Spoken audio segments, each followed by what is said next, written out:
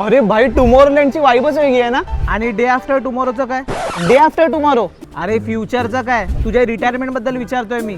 अरे आतापासून रिटायरमेंटचा प्लॅन कोण करतं रे? तू काय विचार केला याच्याबद्दल? मी अरे पोस्ट ऑफिस मध्ये इन्व्हेस्ट करतो. Post office? कधी ईमेल बद्दल ऐकलंस का? अरे ठीक आहे भाई, तू आता उडव. मंथली जेव्हा मी 7.4% इंटरेस्ट घेईन ना तेव्हा बघूया. ही एक सेकंड 7.4%. अरे आहे ना यामध्ये एफडी पेक्षा जास्त फायदा.